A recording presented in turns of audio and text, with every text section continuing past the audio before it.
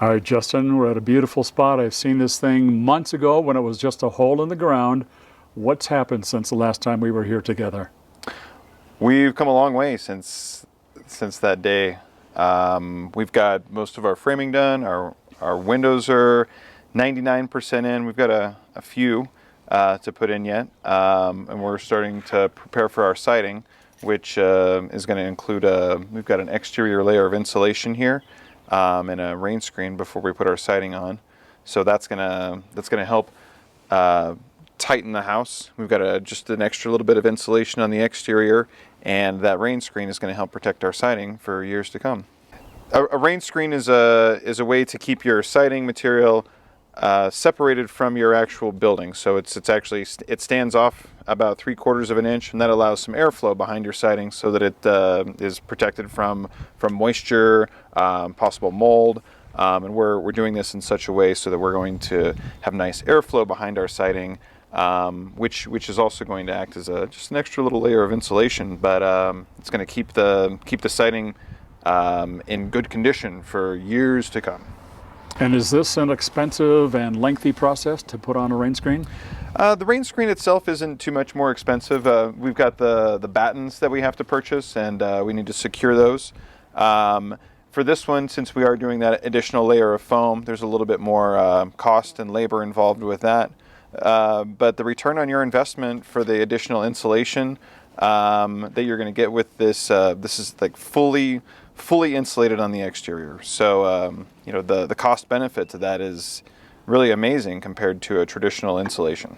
And so is this an owner built or is this a traditional turnkey approach? This is one of our turnkey projects. So we are the general contractor on this one. We are managing the subcontractors.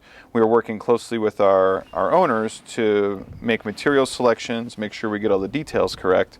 But we're running this one for them. Okay, so this is an absolutely stunning site to build on. The mountain views are just phenomenal out here with the red rock in the background and all over the place. Indeed. Red rock in the backyard, we'll take a look at that. That's very cool. What were some of the challenges building in a location like this? Our first big challenge was exactly the rock cliff behind us. So when we were excavating, we did run into that, and it took quite a bit of effort to work our way through that in order to excavate for our foundation. So it's not quite as hard as granite, but the sandstone did require a lot of extra time to scrape and claw that material out. But apart from that, it's really nice soil to build on, and it goes back together nicely. All right, so here we are in the backyard. Look at the view here. Unbelievable. Yeah, this is stunning. So look at the claw marks in the rock there. Yeah, so our excavator, you can see that there's a little bit of dirt on top of this rock here, but as he gets further down, he's got some teeth that'll help claw through this sandstone. It's not terribly hard, but it's not like digging through dirt either. Yeah. So and as the further you go down, the harder it gets. So this was certainly one of the first most challenging pieces of this puzzle, but we got through that part, and we're going to get through the rest of them. So let's take a look at the Rainscreen here. Sure. Tell us about this wall. Give us an overview of how that works. Well, let's start at the bottom here. You can see where our foundation starts here, and we've got framing behind there. And then on top of our framing and sheathing, we've installed 1.5 inch polystyrene. This is going to give us an R7.5.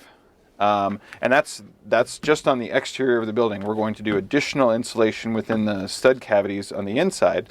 And then helping to hold on to this insulation here are these battens. So these are pressure treated battens. So these are over the foam exterior. Yeah. Got it. Yeah, these are over the foam, and they're helping to secure it. And so these are actually secured to the studs behind, so that I've got a nice secure way to place my siding. So my siding will attach to these battens, and I'm going to have a nice 3/4 inch gap behind there, and I'll have continuous airflow, passive airflow behind that siding, which is going to keep it in good condition for years to come. So all the materials will last longer. You're going to protect it from more of the weather, more of the elements. Absolutely.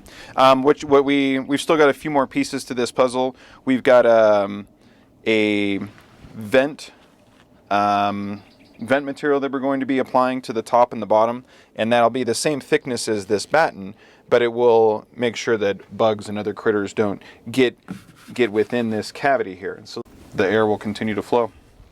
So this is our garage jamb here. This is typical 2x6 construction here, and then on the exterior we've got our 1.5" polystyrene foam, our 3/4 battens, and we will be applying our siding directly to these battens. And then on the inside,